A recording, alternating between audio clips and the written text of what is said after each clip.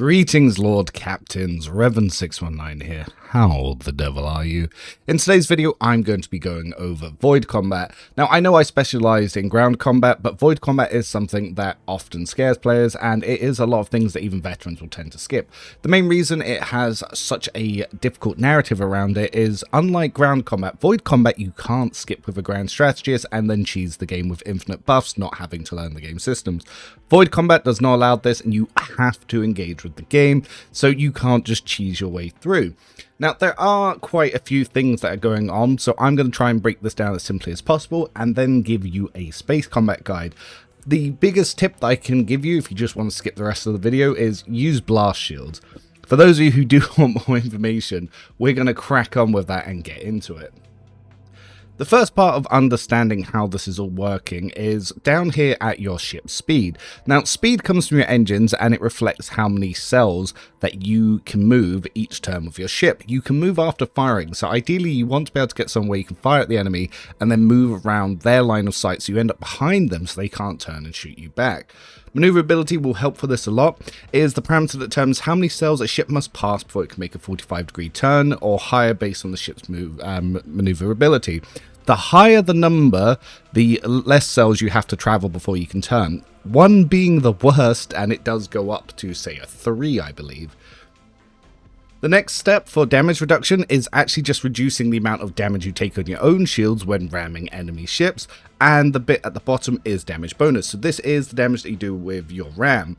Now, I highly recommend not ramming because it takes down your shields and will often lead to your death. Some people will say that there are certain enemies that you can ram and it's very effective, but that strategy was blown out of the water when we got flak ammo introduced, and I'll explain more about that as we get to those parameters. The next thing you're going to want to look at is your wounds bar down here. This 280 is the hull of my ship, which represents our health. We have sort of an overshield, which can work like temporary HP, which is the shield. So this will show from the front, the sides, and the back. And then we have armor. So this top number is showing this side of the armor, as is the bottom. And then the back and the front are shown here. As you can see, the rear is the weakest part of my ship's armor.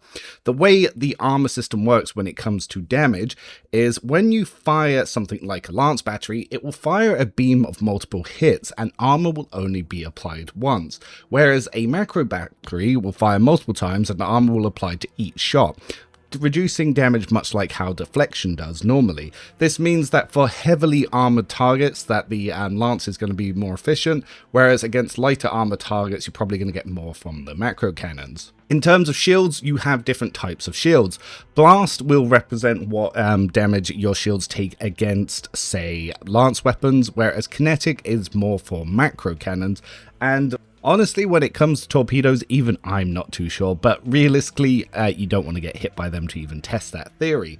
Like I said, there are various types of armor which will tell you how much that you can take from the port and starboard, as well as from negating damages on the fore and the aft. The fore and the aft being the front and the back, and the port and starboard being the sides. That's why you can see that these damage numbers are reflected here, but they are slightly higher than that because I have talents on the ship. So as you quest around the universe, you will pick up additional talents that will affect that. Like I said, for most situations, having blast shields is going to be your best bet because lance weapons are the longest ranged weapons that enemies have, and it's especially effective against dealing with the Necrons towards the end of the game, and even dealing with the Drukhari. However, if you position yourself in such a way that enemies are going to be hitting you with those macro cannons, you might just want to put on the highest universal shield you have. Either the highest potential universal shield you have or a double based blast shield are the ones that I highly recommend. When it comes to the ore specs, these are going to be your hit chances, but there are some scenarios where you can actually ignore hit chance, and then this is going to be more about getting the effects. The reason I like this one is because it increases the hit chance of your escorts. The best ones to escort you is going to be the Navy ship, and of course the Heartless from DLC 2. When and how we get these, I will go over in my route, and I will talk a little bit about colony rewards when it comes to that. As I said, realistically, depending on your playstyle, you might use different shields to me. I find that I get hit on the sides the most rather than the front and the back, but it's not going to be something like that's too deep there. Just more armor is better. There are multiple different upgrades you can get on here. Now, I will actually switch out what type of guns I am based on the enemy. If I need long range, I will tend to go for plasma batteries, but if I'm going against Eldari or Drukhari, I will specifically use the Sergeant Pattern dual module macro batteries, because you can fire this twice and their attack and damage type is actually going to be overwritten by the Flak ammo upgrade. The reason we like to shoot twice is because, well, more shots means more kills means less damage to you. It's a game of rocket tag. If you do happen to switch these out and you go for something that is a lot longer distance, such as the plasma batteries, then obviously you're not going to be using the macro cannon upgrade. I've not focused too much on using something like the plasma ones for shields, but I imagine there are some situations they could be useful. Realistically, you'd probably go for something like the power shield amplifier if you were worried about taking damage and trying to keep your range. I specifically prefer fighters. I am not an enjoyer of bombers, but again, fighters ASAP is going to greatly help your chances of success, because it can be used in a multitude of ways to disrupt enemy ships as well as dealing damage. And I am a big fan of torpedoes, not just because you need them to launch fighters, but they have finally fixed torpedoes to actually work after breaking them potentially back in patch 1.4. And as for the top one, whilst I do have the Melter Bomb currently equipped, that's actually not the one I'm going to recommend. Lances have a good wide range, but for just sheer damage, the actual small plasma macro cannons are actually really good for actually dealing with enemies. However, like I said, you're going to end up changing guns around. Realistically, if you're ever going up against Drukhari or Eldari, you're going to want the short dual pattern macro batteries, and you're going to use that with the upgraded Flak ammo. And if you're going up against a lot of enemies, such as like in some of the Chaos and the Necron encounters, you might want the longer range plasma batteries. They having higher base damage means that you'll actually get more through their armor, because the lower your damage is, the more that's going to be resisted despite the number of shots. Such as in this case against heavily armored targets, then the 10 damage per shot for small plasma macro cannons won't be the best, and then you'll probably want to go for something like one of the Godbane lance weapons, or even if you want to set fire, such as the Melter Bomb mortar. When looking at posts, depending on the position, it will tell you the skill required. For your Supreme Commander, it'll be Persuasion. For your Master Cannoneer, it'll be Demolition. For your Shield Master, it'll be Tech Use. Master of Maneuvers will be based on Athletics. Warp Channeler will of course be Lore Warp. And Master of Erratics will be Awareness. Now, each companion can have different abilities that they can give here, such as my Rogue Trader here can use Focus Efforts, as well as so can Solomon, and so can Jay. The others don't have an ability that they can upgrade. This is specifically to get an ability that you can upgrade. For example here, Argenta and Pascal both can upgrade the Expeditious Reload, whereas Eogun, for example, can actually get an upgrade to Torpedoes, so can Jay and so can Neuralit. In the Shield Master position, Pascal and Ulfar can both get a Shield Pulse, and my Rogue Trader, for instance, has access to Reinforced Shields, as well as Solomon. If we look at Master Maneuvers, Abelard can get a upgrade to New Heading, which is going to be your ability to turn sharp over the Void Ship, which is one I like. Whereas, say, someone like Ulfar and Mirazhai will get an ability to upgrade Strafe. Such similar things will be seen over on Warp Channeler. If you want to be using Warp Weave to destroy enemy ships, you're probably going to want to get Ida into this slot. But if you, like me, like to reposition more, you're going to want to get Cassia in here for Shallow Jump. Heinrichs also has access, but he's not got the best Lore Warp. And when it comes to Master of Erratics, many companions go into here. I like using Augury to increase my range, because the better that I can use my range and the less likely I am to get hit, the more I'm going to do. Though Cassia is going to be another option because she can get vulnerability scan. However, I find this very fickle to use. Much like how you level up when you do certain achievements, your ship will be able to level up and you will pick up a lot of different abilities. These will all be very useful, and the ordering of them will come down mostly to your personal playstyle, but I am going to give you a list of things that I recommend. Also, your decisions, both in story events, in ship events, and in colony events, will also give you access to other passive abilities. Some of these you'll pick up by choosing in level ups, others will actually come to you by way of decisions, like I said, and there'll be a lot of chance that you'll have to get different effects here. I don't find these too important, I don't put much emphasis on it, but you will notice the power creep as you do pick them up. However, this guide isn't going to focus on the passive features that you gain, and it's going to be more about what you can control, and it will be universal to each run.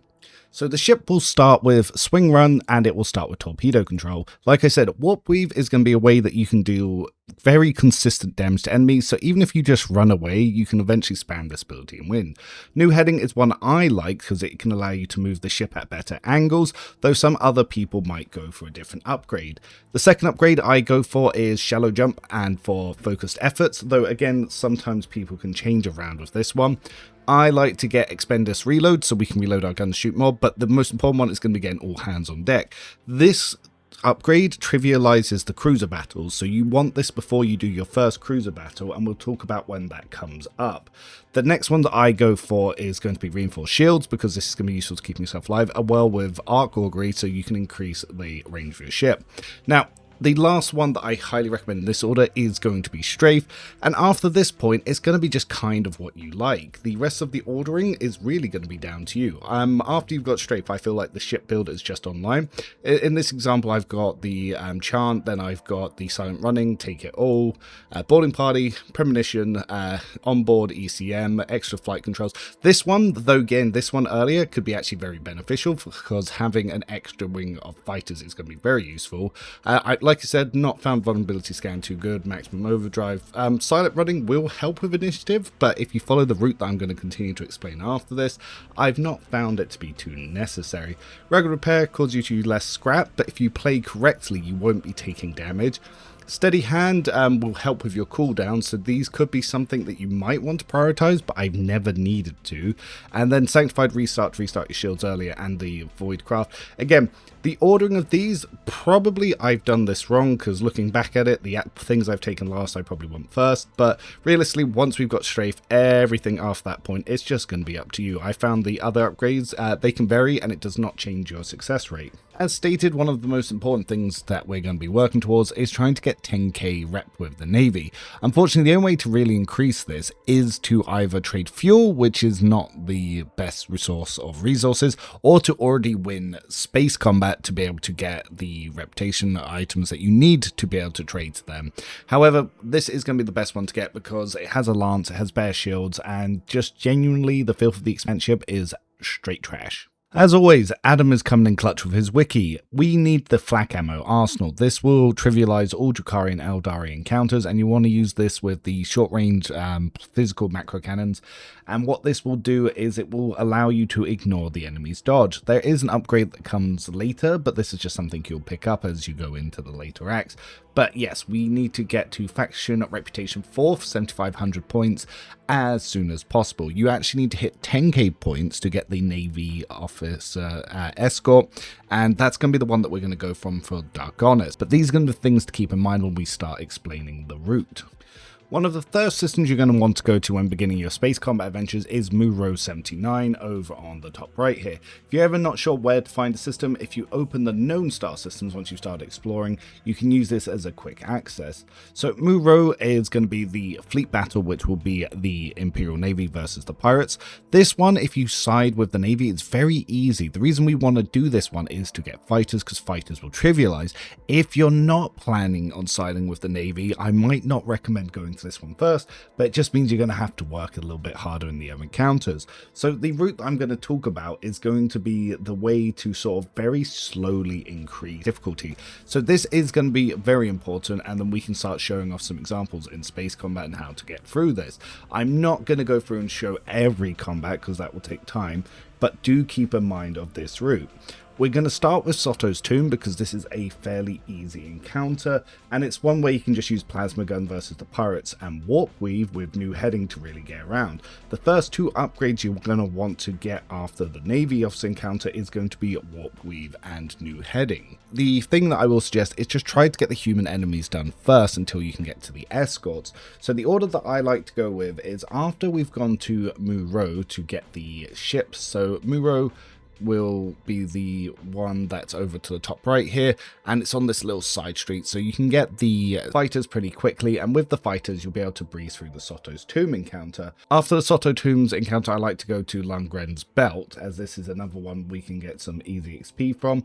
After that I go down to Trinnitos. Now the Trinnitos one can be a bit interesting because obviously we are going to start seeing some aliens in this, and there are two encounters. Try to do the one just around the planet, it, though if you're feeling confident, you might be able to try doing both. At this point, you might be able to try to do the Heartless, though I tend to take it a little bit later, but Cranach with Kiev Gamma shouldn't be much of a problem. You're just going to want to watch out as the enemy ships will tend to try and ram you. If you have the ultimate up for your torpedoes, and by now you should have both escorts, you can go over to 100 Dreams Crossroad. This is where the enemy cruiser is, so if you don't have the torpedo ultimate ready before the combat, probably best to skip this one, but if it is available to you, now is the time to do it. After this, or instead of this, if you don't have the upgrade yet, you have Systems Peculio. In Systems Peculio, you have a ship that's trying to escape from you. You can actually block it with the fighters. If you finish the fighters in front of it, it can't move, which can allow you to shoot it fairly easily.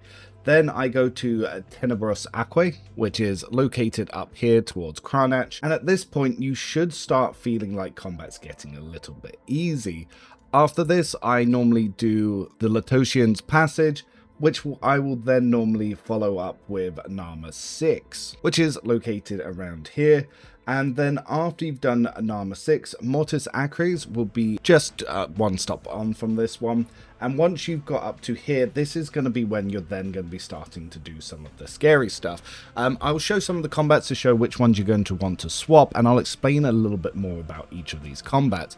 But before you go in and do Odanthius's 11, you have to make sure you make a save. This combat can bug out when you win it, and then you can get softlocked. If you're doing a Grim Dark run, just skip this system. I have had several Grim Dark runs failed because of the softlock, but once you've done with this one, you'll be able to do Harkon's Room Station, which is going to be towards the end of the Genestealer campaign, which is going to be the Pillars of Verdice. The route for this one, again, I'm going to want to show to this, but don't worry too much. I'm going to show you some of these combats, and I'll explain through how we do it, especially if you weren't just able to follow that list in the order that I said them. The first combat I'm going to show is Sotto's Tomb, mostly because the fleet combat is really RNG and will be different each time depending where the ships go. Quite often the allied ships can just block up and cause themselves to get wiped out, which means that it's not as guaranteed as easy as it could be. Like I said, the best shields to get is going to be Blast. Blast is going to work against enemy lasers, whereas Kinetic is going to be more for if they are using a lot of macro cannons. But you kind of want to keep out of the range of that. If you've managed to pick up any of the longer range stuff, I do recommend this early on. Any long range weapons, just make it so that you can keep out of enemy range and they can't get into yours. Now, as I've already done the pirate encounter, I currently have New Heading and I have Warp Weave on this save. Warp Weave is going to be one of the most important ones because realistically you could just keep running away and then turning enemy ships. I'll give an example just to show how it works in a second, but you're going to try and want to drop enemy shields. So as we can see here, we're going to hit this corner piece first, and then we're going to try and move around these enemies so we get targeted less. If we could get to here, we're still going to get blasted, and if we manage to get down here, we're still going to get blasted by this one. So we could try to prioritize that one, and we can do that so with the fighters as well as other bits coming in. So we've managed to take him out. And if we can get our other side of our shots onto there, we will be able to do some fairly good damage. And the fighters will normally go straight after you, whereas the torpedoes won't go until the end of your next turn. Now, we've actually been lucky and we managed to get them out. I was going to drop the torpedoes to show them going into that chap. But yeah, enemies are already dead. So I'm going to drop the torpedoes, which will go just before yourself on your next turn, which I'm going to use to try and get the next ship. And I can also Warp Weave him just to give him a little turn and do some damage. When you've got the upgrade, this will damage, but this is just a way that you can keep away from enemies. As I said, the torpedoes will go on the next turn just before you, whereas fighters will go immediately after you. So I'm going to be using this to sort of position myself. This chap's probably going to move, so I might want to save that torpedo control from when I can see where he's going to go. So the enemy's gone right in front of us, which is ideal for our torpedoes, which we can then just smash straight into him. And then, because his shield's now down, we can also position our lance. No damage. And this is where we start getting the trophies, which are for the Void Pirates, and we will be using this to be trying to get the Navy wrap up. In my list, I noticed that I said to go to Langrenn's belt, but on the way up there, I did notice Orsellio's prophecy actually has a group of pirates as well. Luckily, these ones are marked as pirates. Any ones that you see pirates are probably going to be some of the easier ones. Now, the enemy does get to go first, but you notice because we had those blast shields, we didn't take any damage, so we had that double resistance. If we get around them, we can actually use Warp Weave if we don't end up in the best position to be able to fix where we're facing our rest of our ship. So I'm going to move to the side here, and I'm going to start trying to get through these shields. And now that the shields are down, I can also drop on some fire onto them. If I wanted to use the swing run, I could turn around here, but ideally I'm going to want to get a little bit further away from them. But I could always just turn around and then I could turn their ship. So this is a fairly good strategy that I also like to use, which is we can turn ourselves and then use both sets of firing. Now, we have already won this. If we hadn't and we needed to turn him, we could have just done this, which would have damaged him and also win it. Haven't used fighters just yet, but another clean, no damage victory. Next up, Langrenn's belt, which is going to be the pirates around the Void Station. So we're going to attack first. Now, we've been quite lucky. We are going to check see where all the enemy ships are facing. Now, we're coming up behind them. So ideally, we want to use that to our advantage to not get caught in any of the enemy's firing lanes.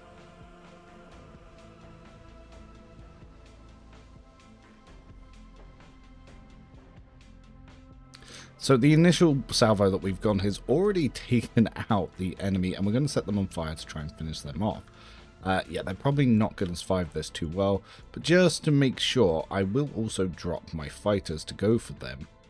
Now, I've managed to get my lance to aim for the second one, and as long as we can keep behind our enemies, we will tend not to have too many issues. I could even go for a warp weave here to sort of destroy them that way, and then that way I will be able to drop my torpedoes for now rather than swapping to the fighters immediately. If I even wanted to, I could use my focused efforts, which we've pitched up in our upgrades, to try and get a little bit closer. Warp Weave is also going to be very effective at moving where enemy plasmas are facing, and for now we are going to want to do our best to not get hit by those. So the first plasma torpedo is going to go down here to try and damage this ship, which we've managed to do, and they're going to start trying to escape. And I want to try and get around these plasma torpedoes. If I end anywhere here, I'm going to be right in front of it. So you're going to want to be outside of the blast. The best way for me to do that is actually going to be using focus efforts with combining with my shallow jump, which is why I like to do that.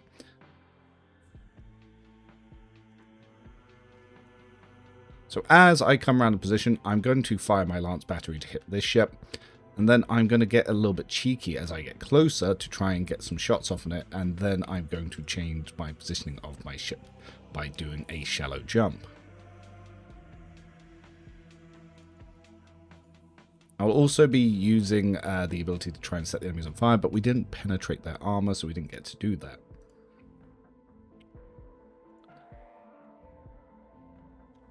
But we have managed to get out of the way of them, though we are unfortunately now lined up for the other Viper-class ship. Avoiding the torpedoes was our primary objective there. We have unfortunately taken damage because I didn't position that the best, but that is something that you can improve when you do this yourself.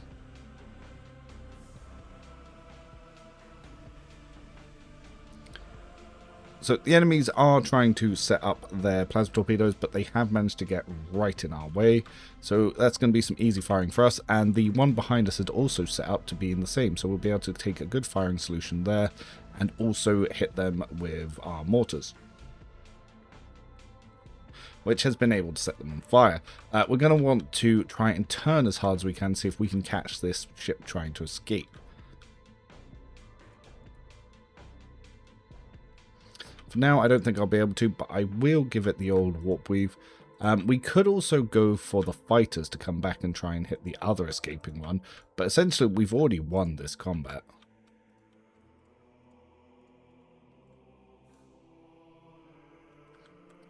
Oh, so the burn managed to take him out, and I should be able to get the torpedoes close enough, which to then follow up with my torpedo control. And unfortunately, we did take damage there because of slightly bad positioning.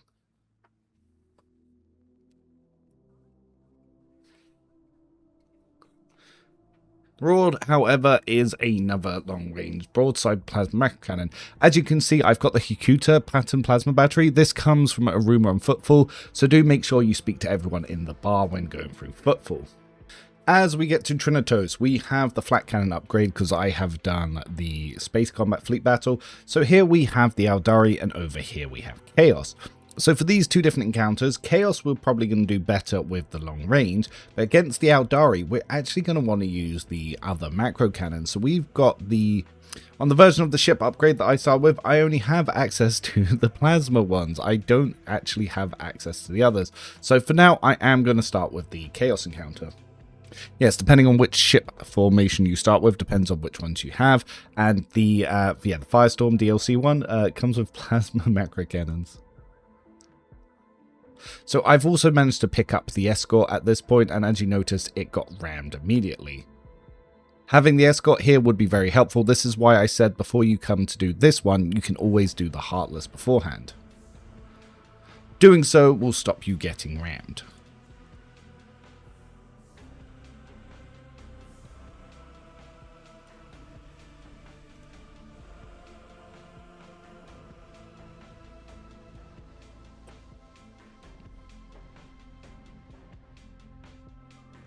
So that was nice and easy, and then we can come around and I'm finally going to launch some fighters. Going to get a little bit closer so my fighters will be able to get in range and do some damage. We can also block the ship to stop it moving. Because it's blocked, it couldn't shoot at us, which then allows us to get a couple of free initiative shots at him. And by firing from outside the cloud, it's not going to shorten the length of my shots. It doesn't matter if you lose your escorts or any of your other ships. And we've managed to get one of the short-range macro cannons, which we can use with the Flak arsenal. So I'm going to be swapping on to the macro cannons, and I'm also going to create the Flak arsenal. Unfortunately, I only have one set that will apply to, because I have the Hikuta, and I don't have any other ones that it can apply to, just because of the version of the ship I started with.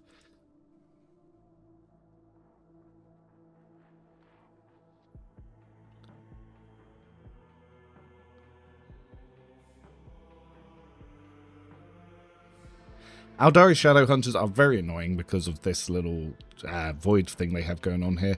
But if I swap over to the Flak Arsenal, you'll see I've got fairly good range on this side, and the short range side is going to be the ones that I can really just ignore a lot of what they're doing here.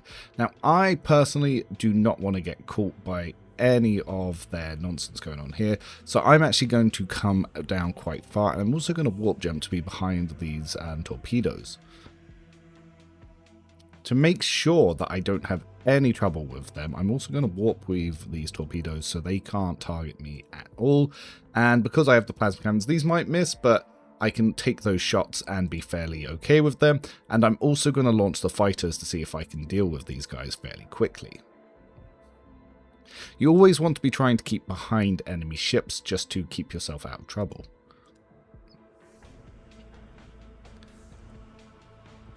And by place myself here as the Aeldari Shadow Hunters strafe around, hopefully they'll shoot the fighters, not us. Fighters are a very good distraction.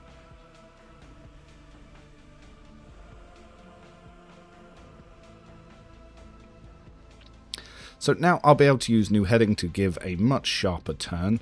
And from that, I will be able to then get behind the enemy ships here, and I'll be able to either fire torpedoes or even more fighters. For now, I'm going to go for more fighters, and I'm going to take some pot shots at their plasma torpedoes, and then get ready for their next turn. Fighters will also be able to pick off their torpedoes. He's going to keep trying to strafe around, so I'm going to get myself into position for that. Don't ever worry about the escort getting destroyed, because you will just immediately be able to replace them in the next one. And torpedoes coming in. Easy peasy. For this next one, I'm still going to be using the ranged ones because we're going up against some chaos. So that means I'm going to have the power shield amplifier on, as I had previously stated. It's going to be useful for those encounters where you're not using flak ammo. For this one, you're going to want to go hard to get around these things to avoid yourself getting rammed. So for me, I go straight here and then I jump across So as they twist and turn, they shouldn't be able to ram me, and hopefully it will be allies that get caught by that, but I am going to drop fighters to see if I can catch them as they make their turns, and just to be 100% certain, I'm also going to turn this guy just to make sure.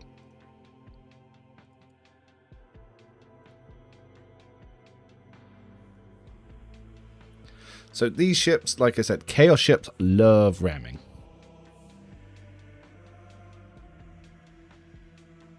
They also can set you on fire, which can be very annoying to deal with.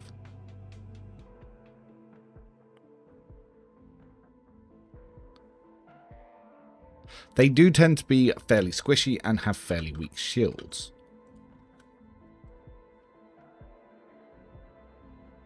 But when they're obfuscated by the gas and dust clouds, yeah, they can be also difficult to hit.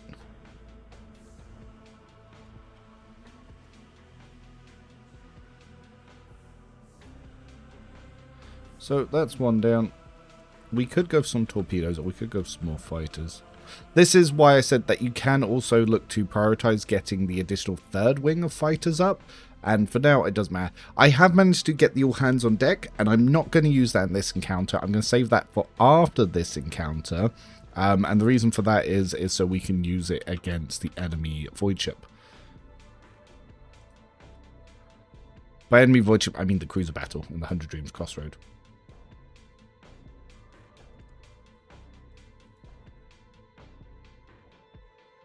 By keeping one cell away, we don't blow up our fighters when we destroy the enemy ship.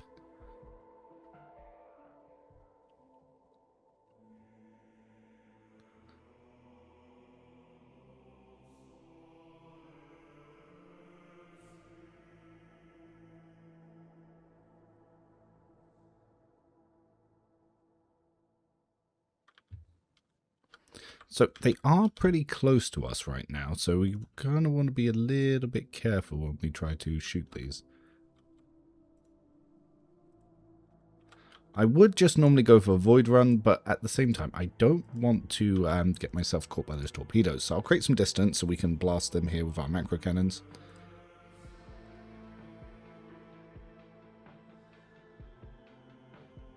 We could even guarantee killing them here with Warp Weave.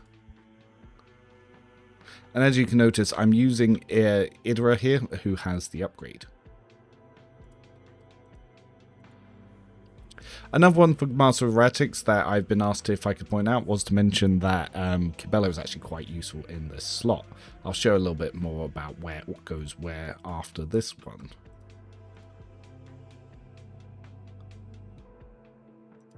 Now, because I've already got both wings of fighters out, I can't use any more. So what I could do is I could try to see if I could jump out, but I don't think that's going to be the best. I am going to fire some torpedoes here. Hopefully they'll act as a distraction for these two ships, and we'll see where this goes. I'm going to try and use my fighters here to obviously also work as a distraction for the iconic the destroyer here. Ideally, we want to take it out before it can get us. Perfect.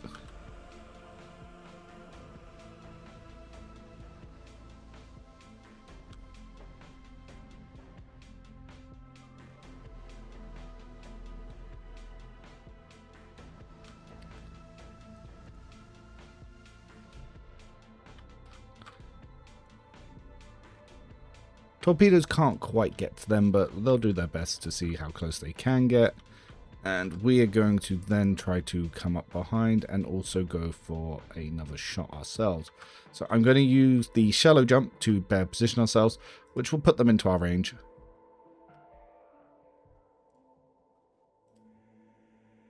Unfortunately, we can't really position ourselves anywhere to get better shots on them for our macro cannons, but we can use the mortars.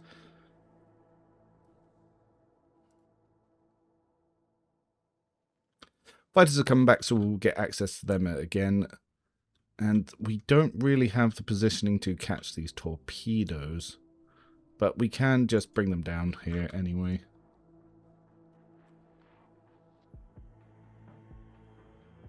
Good distraction, took out what we needed them to take out.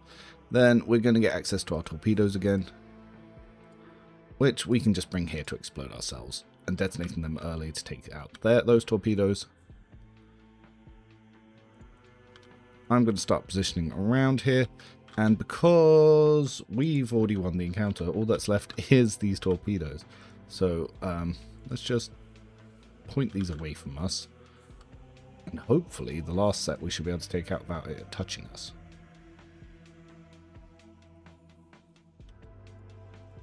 And we can launch fighters to try and guarantee that.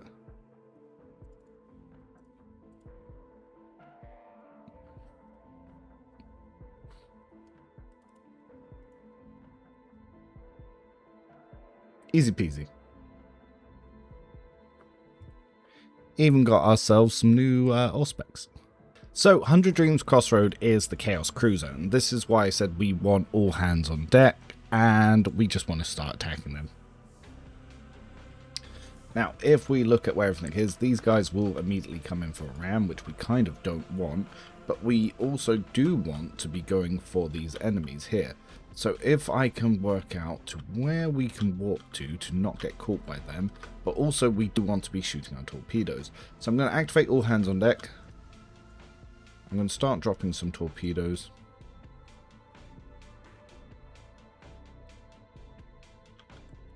And then I'm going to get completely out of the way of these rams. Now, because we have the extended range, we'll be able to catch them a little bit here. And I'm also going to warp weave just to make sure that I could take another jump myself.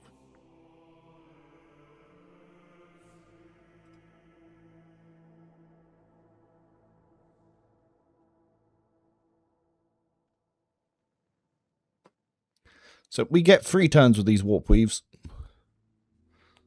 Chaos Cruiser's moving up as it would. And it is going to set us on fire. So this is something you're going to have to watch out for, because burning kind of sucks and will increase the damage that you take. You probably do want the Heartless for this one, but I just wanted to show doing it without the Heartless, though the Heartless does make it exceptionally easier.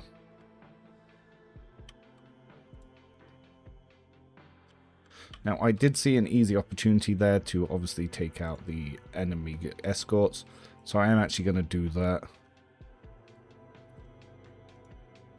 I'm going to start bringing us around, and the reason for this is so I can also drop some more torpedoes. We're also going to want to watch out for those fighters.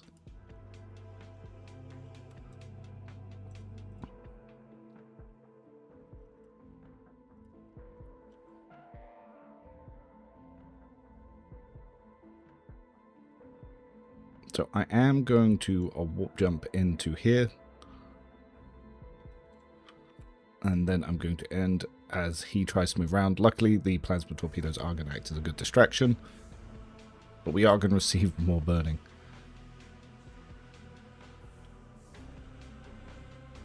Now, if I bring these torpedoes around, he's going to have to turn around here. So this may get back into his path. As for the single torpedoes, well, they're probably not going to do too much more. And they've not ended up in the best place for this set either, but we may be able to bring ourselves around to actually get them.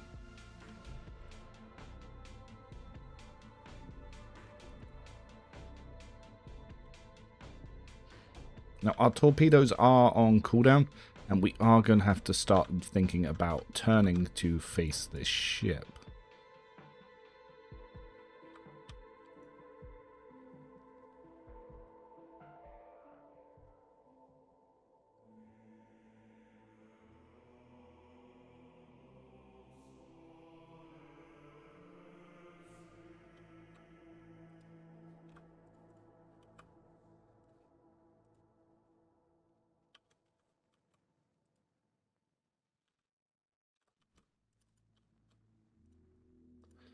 So far, we've been pretty unlucky with these torpedoes, but hopefully as the ship now starts to look to come back around to face us, we'll be in a much better position.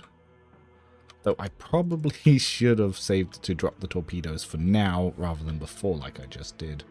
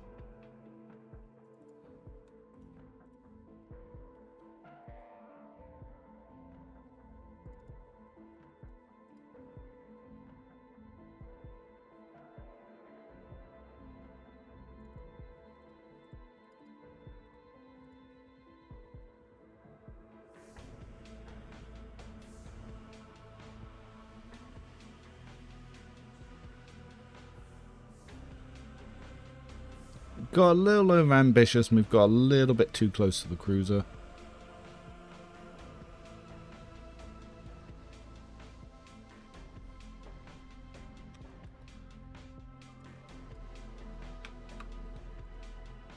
But we're going to start being able to bring some of these torpedoes to the enemy.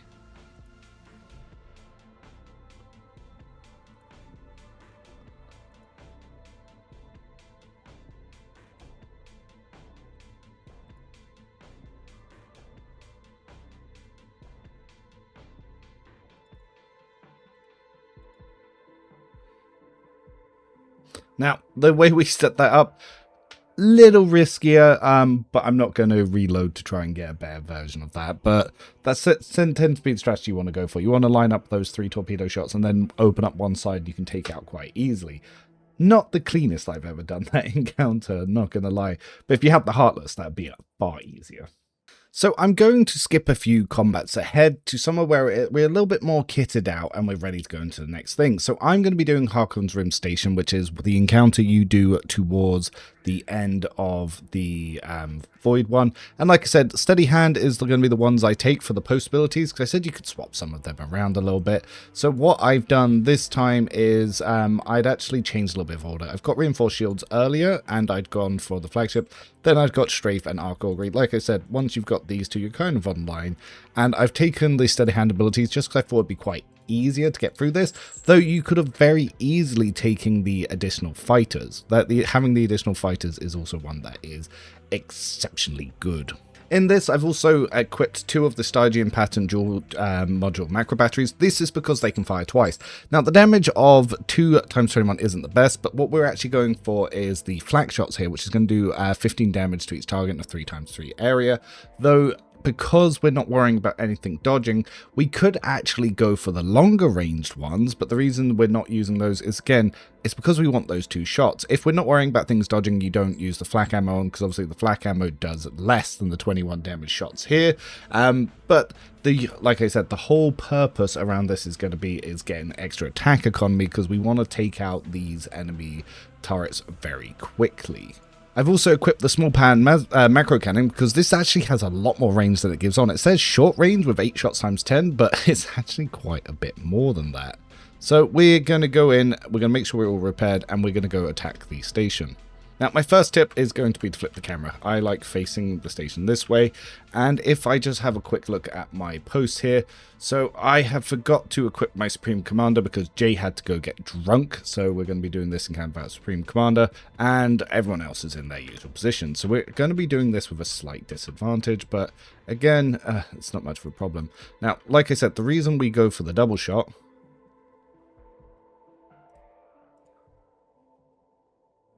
so we can guarantee to take things out. Now, we've got the multi-shot here, which we can then follow up with our little plasma batteries.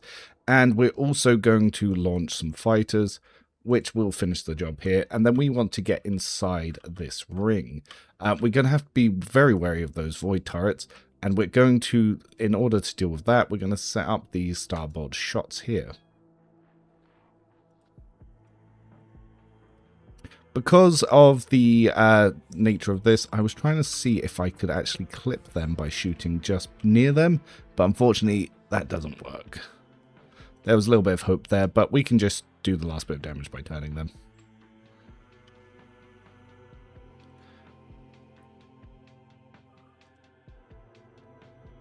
So the fighters I'm bringing up because there's an enemy sword frigate here, as well as all these void turrets. I kind of want them to shoot that, not us. The reason we've gone out this way is we want to try and pick off these turrets whilst also picking up a little bit of a shield boost.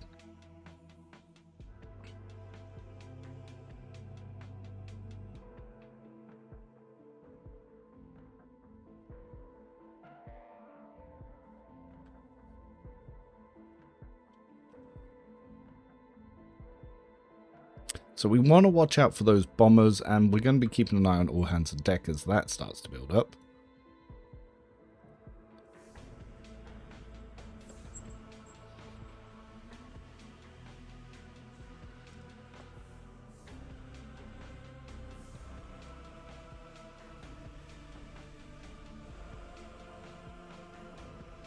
Now, the enemy armor's about the same all the way around.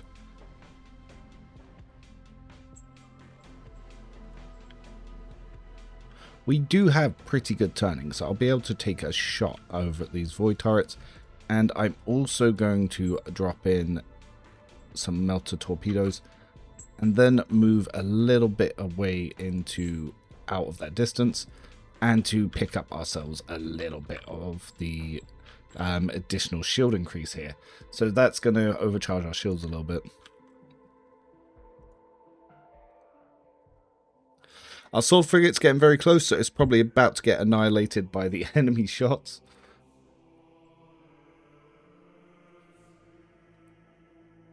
Heartless coming in clutch, doing some great damage as always.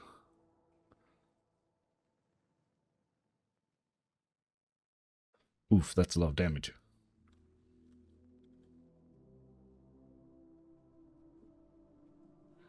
There you go, to some bombers. Then we're going to move in our melter torpedoes.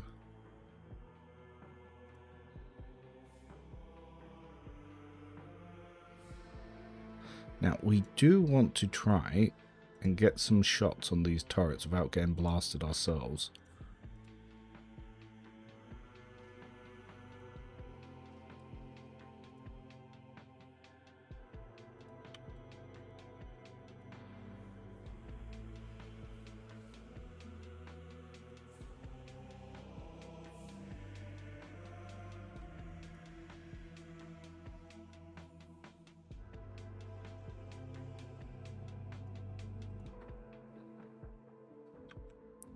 Now, we could warp up more, but then we're going to end up starting to fly through the asteroid. We might even think about trying to move away a little bit here. So by resetting Master of Maneuvers, though I did Master of Erratics, so GG, gonna take that on the chin.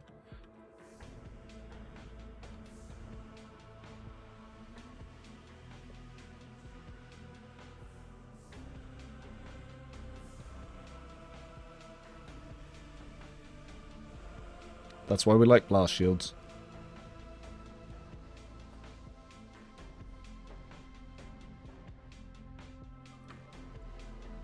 So, one side for the enemies. We're going to fire twice here.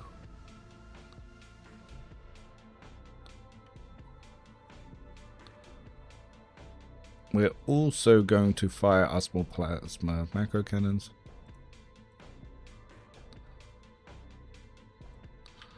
Then we're going to make sure we don't go into this little red area here, which is going to be for the mines. And ideally, we don't really want to be facing our sides to them either. So, well, our front. Our front is better than our side. So we're going to place that here.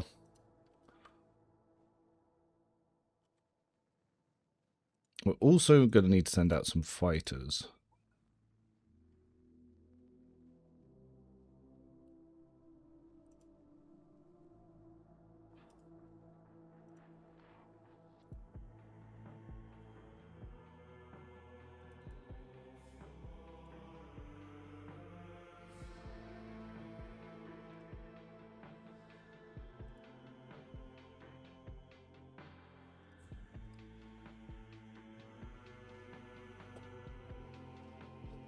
Okay, we've been able to mitigate quite a bit of damage here, though we haven't been able to stop all of it. Yeah, unfortunately, I tried that before. That's not how they work. I could have probably used the Auguries to extend the range. It's fine. What we're going to want to do is park these guys right next to the last of the turrets. Though, well, I say last one, there's two.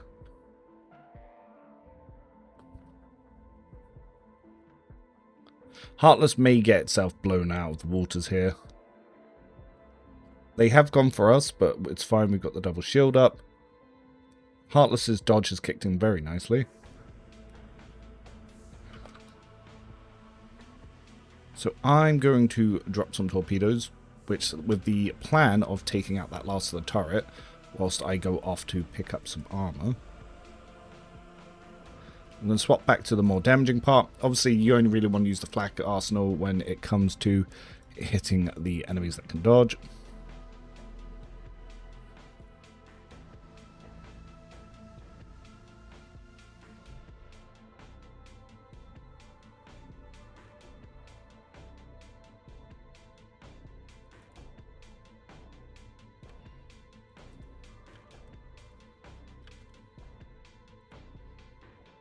Now, the fighters will be able to finish them off, so I'm not worried about that. I'm also going to swap the shields to be mostly on the front here.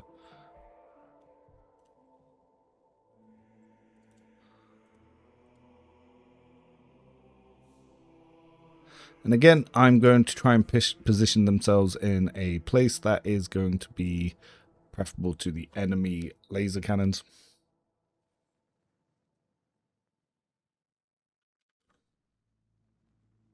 They are smart and they do target us.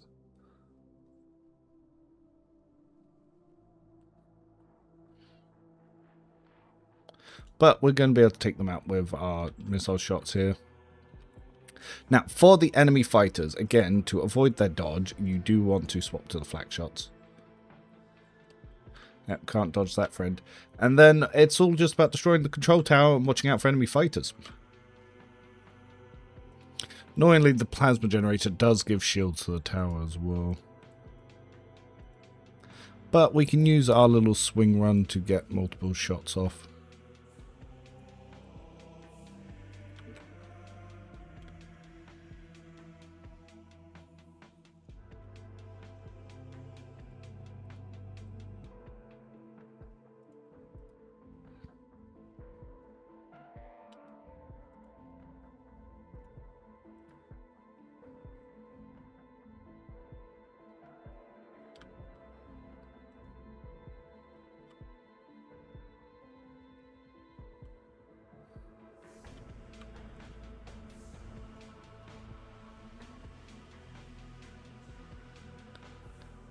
Flak cannons are going to be ideal for taking out that, and I've noticed this time it does seem to be doing the AoE, but only because I've managed to hit them. So it seems that the AoE does happen, but you do actually have to hit a target.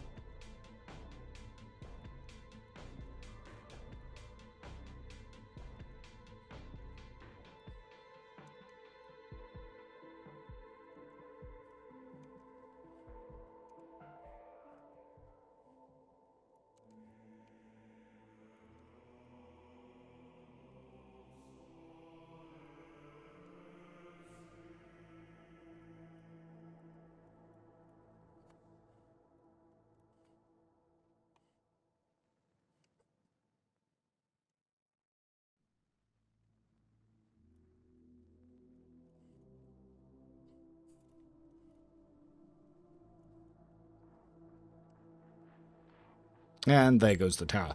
So that's the Harkon Rim Station. Hopefully these little tips I've shown you will help you in the other combats that I haven't shown and listed in my route there.